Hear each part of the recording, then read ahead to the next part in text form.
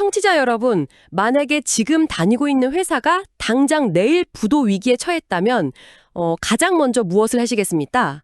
당연히 재무 구조부터 개편하고 바로 비상경영 체제에 돌입하겠죠. 네, 전쟁이 났다고 가정해도 마찬가지일 겁니다. 즉시 비상사태 선포하고 방어선을 구축하겠죠. 그러니까 우리는 본능적으로 그 문제의 성격에 딱 맞는 아주 논리적인 해결책을 찾으려고 하거든요. 맞아요. 그 문제와 해결책의 아기가 딱 맞아떨어져야 비로소 우리가 상황을 통제하고 있다고 느끼니까요. 그렇죠. 인간은 위기가 거대할수록 더 예측 가능하고 상식적인 대책을 갈망하잖아요.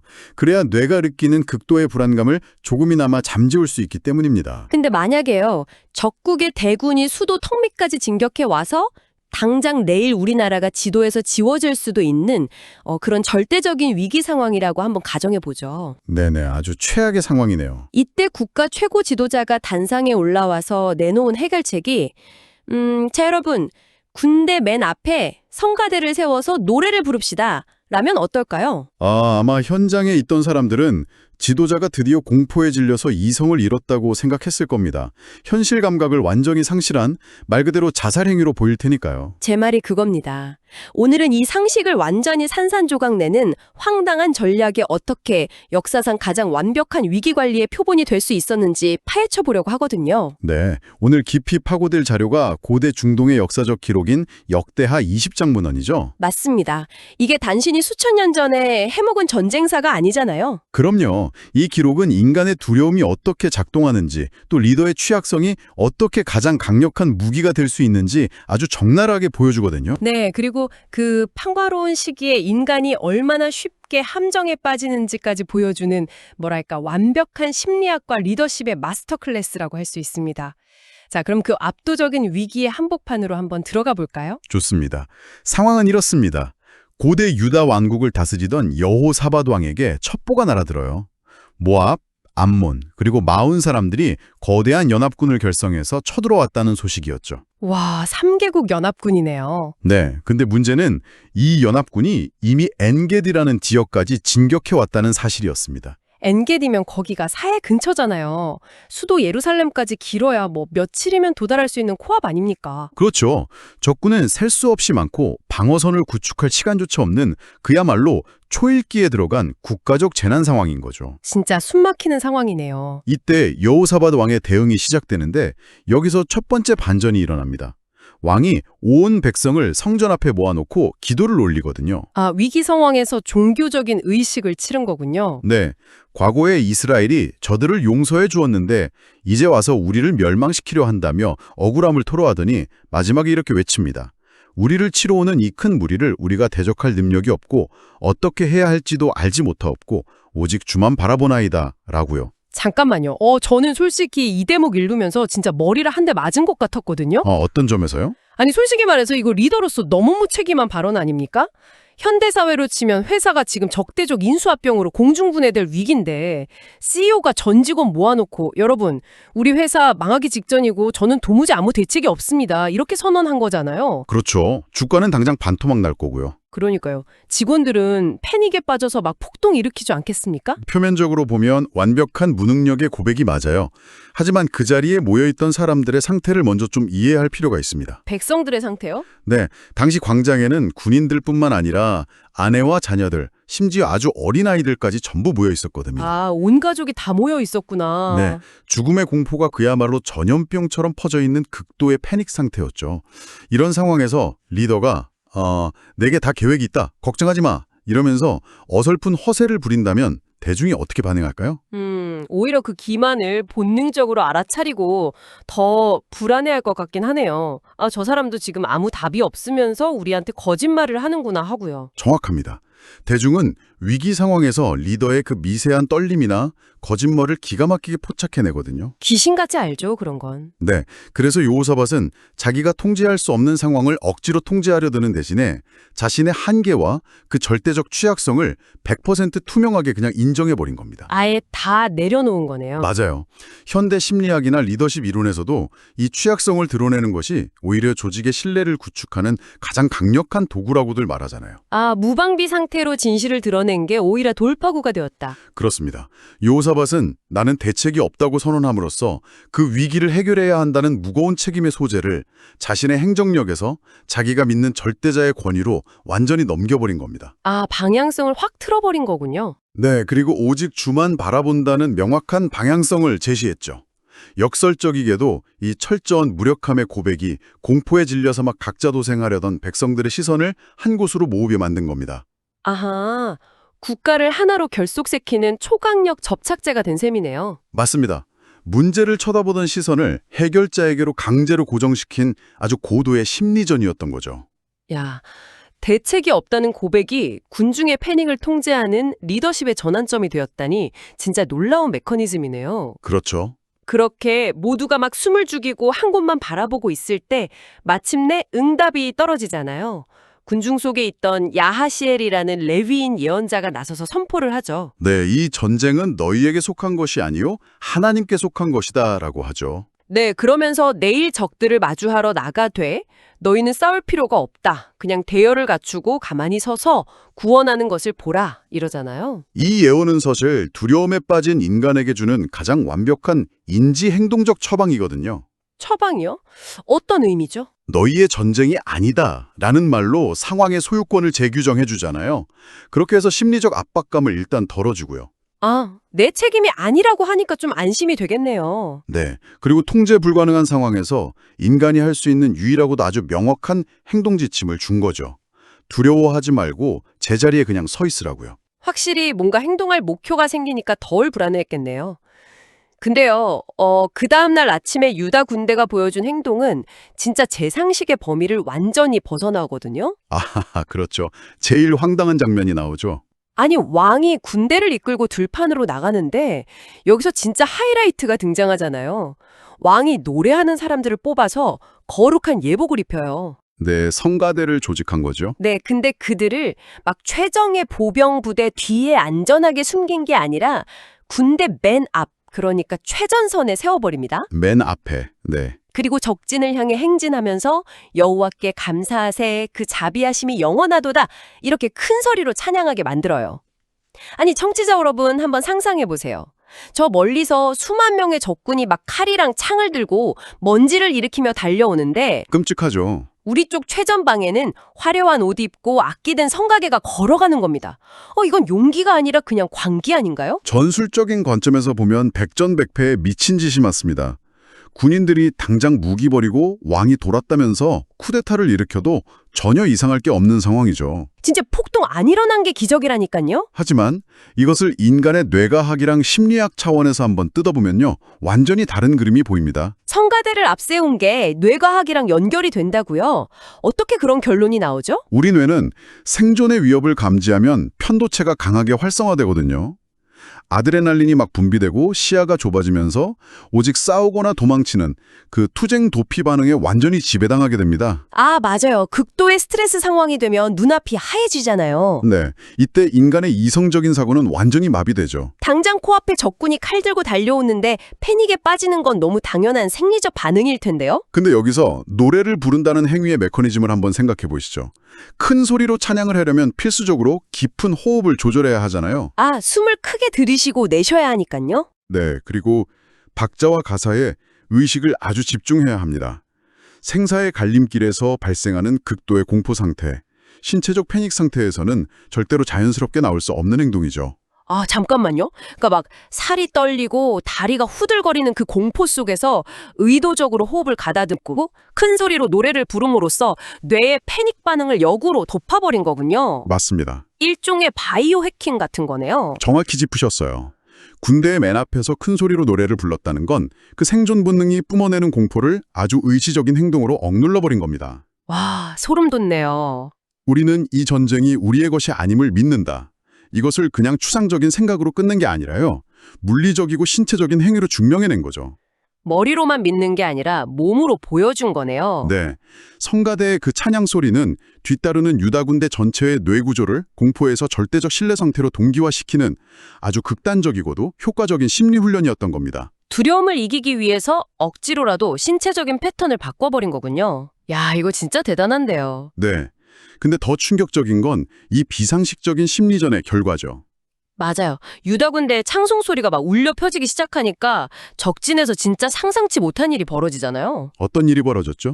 기록에 보면 복병이 나타나서 연합군을 치게 하시는데 유다 군대는 칼 한 번 안 휘둘렀거든요. 근데 적들이 자기들끼리 싸우다가 자멸해버립니다. 자멸을 하죠. 네. 처음엔 암몬과 모압이 자기들 동맹이었던 세일산 사람들을 쳐서 죽이더니 그 다음엔 암몬과 모압 자기들끼리 피 터지게 싸우다가 전멸해요. 솔리 이건 뭐 기적이라는 단어 외에는 설명이 안 되는 것 같은데. 네. 혹시 이 상황 속에 숨겨진 어떤 논리적 메커니즘이 따로 있는 건가요? 기적적인 사건인 건 맞지만 동시에 불건전한 동맹의 사회학을 아주 날카롭게 보여주는 장면이기도 합니다. 불건전한 동맹이요? 네, 생각해 보세요. 암몬, 모압, 세일산 사람들은 도대체 왜 연합을 했을까요? 뭐 유다 왕국 짓밟고 재물 뺏으려고 한 거 아니겠어요? 그렇죠.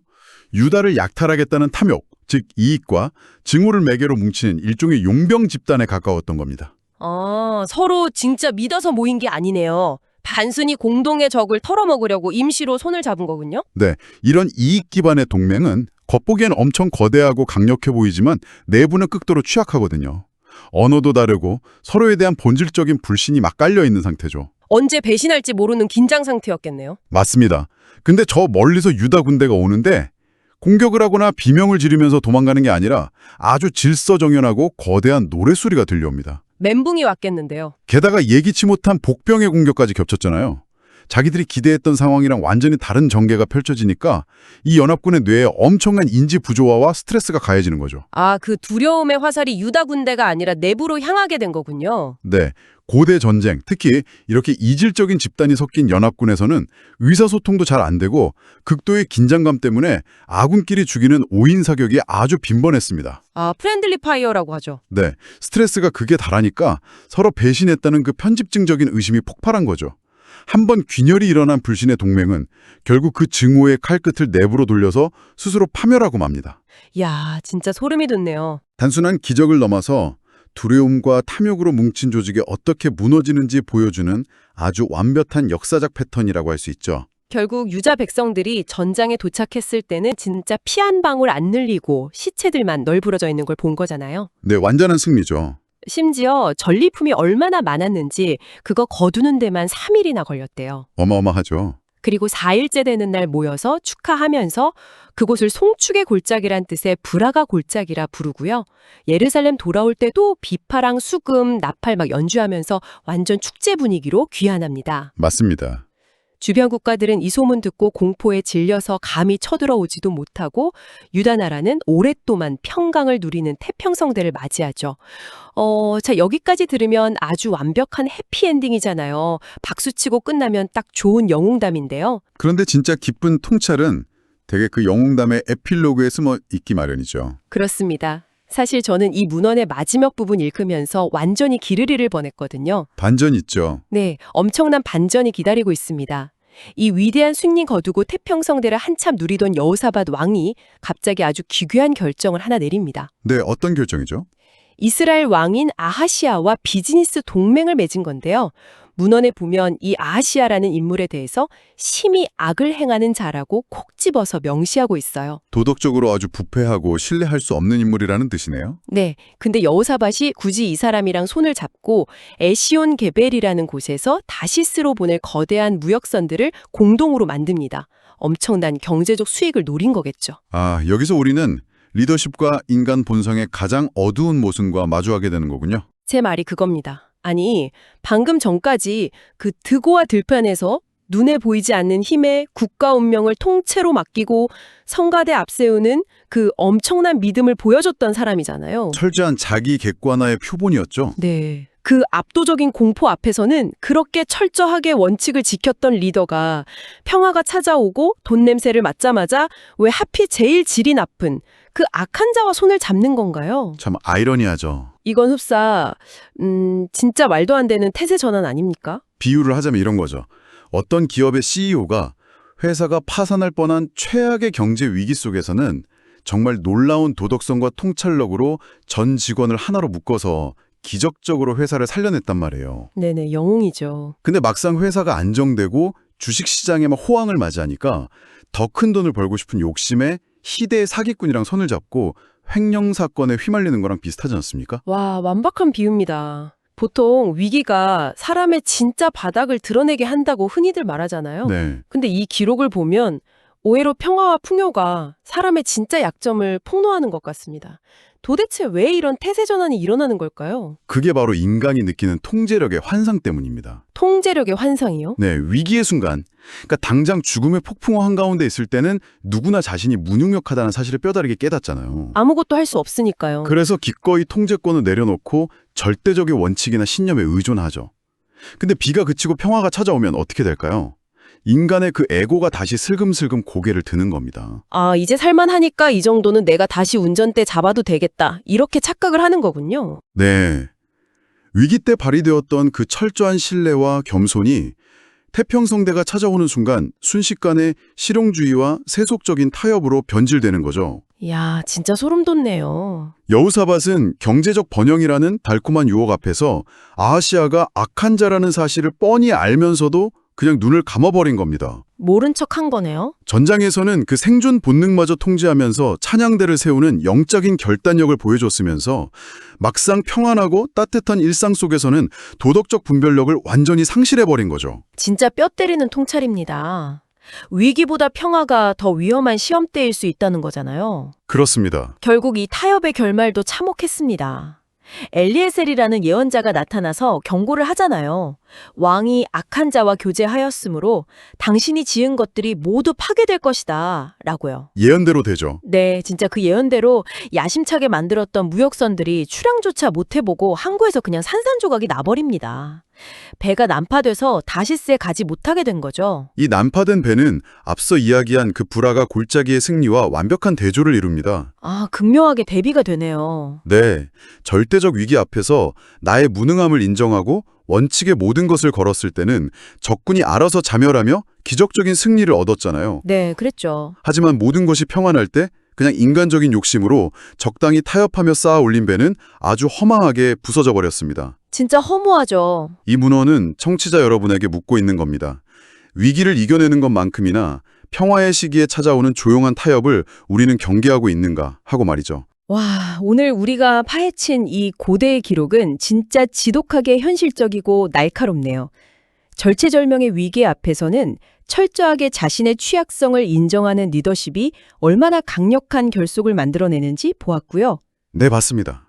또 생존 본능의 패닉을 억누르고 그 맨 앞에 성가대를 세운 비상식적인 행동이 어떻게 적의 내부 분열을 유도해서 상황을 돌파했는지 그 심리적 메커니즘도 확인했습니다. 아주 흥미로운 뇌과학적 통찰이었죠. 하지만 동시에 그 거대한 폭풍을 이겨낸 위대한 리더마저도 평화와 안일함 속에서는 얼마나 쉽게 허무한 타협의 늪에 빠지는지 똑똑히 목격했잖아요. 다 지어진 배를 난파시키고 말았죠. 네. 위기 속에서의 취약성은 역설적으로 가장 강력한 무기가 되고 또 평화 속에서의 그 실용주의적 타협은 가장 치명적인 독이 된다는 사실을 배웠습니다. 오늘 이 깊은 탐구를 통해서 인간의 뇌와 심리 그리고 사회적 동맹이 어떻게 얽혀서 작동하는지 우리 청취자분들도 새로운 시각을 얻으셨기를 바랍니다. 자, 이 흥미진진한 딥 다이브를 마무리하면서 청취자 여러분의 삶에 던지고 싶은 질문이 하나 있습니다. 어떤 질문이죠? 만약 내일 당장 당신의 통제 범위를 완전히 벗어난 압도적인 적군이나 거대한 위기가 몰려온다면 당신은 뻔히 질싸움에 에너지를 낭비하며 절망하시겠습니까? 아니면 당신의 그 공포를 덮어버릴 성가대를 삶의 최전선에 세우는 그런 비상식적인 용기를 내시겠습니까? 그리고 어쩌면 앞의 것보다 훨씬 더 아프고 중요한 질문이 남아있는 것 같네요. 아, 맞습니다. 인생의 거대한 폭풍이 무사히 지나가고 마침내 당신이 원하던 따뜻한 태평성대가 찾아왔을 때 당신은 지금 누구와 손을 잡고 어떤 그럴듯한 타협을 하면서 다시로스 가는 배를 짚고 계십니까? 참 묵직한 질문입니다. 그 배는 과연 당신의 기대대로 무사히 출항할 수 있을까요? 오늘 준비한 내용은 여기까지입니다. 청취자 여러분의 삶에 아주 의미 있는 통찰의 시간이 되셨기를 바랍니다.